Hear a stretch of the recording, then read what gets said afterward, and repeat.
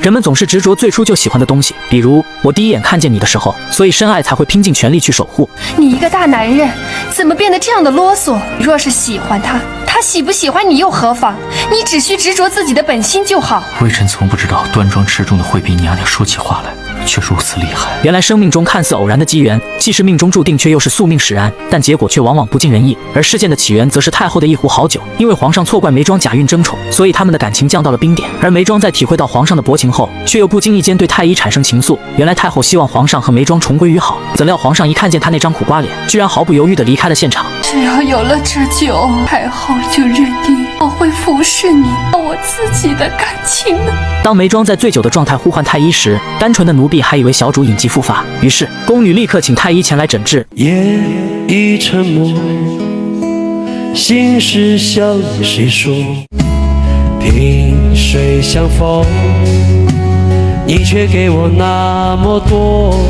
此刻，眉庄多么希望是个普通女子，并在五八同城找个满意工作，然后和心爱之人过上幸福的生活。可让人绝望的是，这将永远是个幻想。所以，眉庄只能用酒精麻痹自己。尽管太医劝她戒酒浇愁愁更愁，但伤心的眉庄则希望她一起对饮。我连个说话喝酒的人都找不到了。娘娘。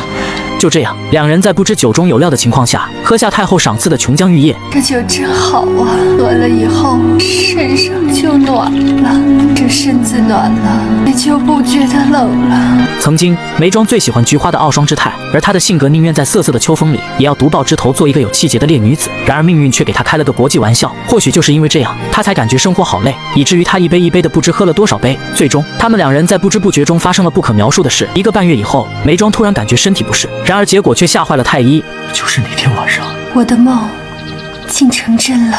本来太医想让他立刻消除隐患，可没想到眉庄的态度竟如此坚决，我要用我的性命保他平平安安的活下来。为了给孩子一个名正言顺的出路，眉庄便假装寻找丢失的手镯，然后他又故意吸引皇上的注意，显然这是他给孩子上户口的诡计。臣妾丢了个镯子，原也不打紧，只是臣妾进宫那年皇上赏的，所以臣妾舍不得。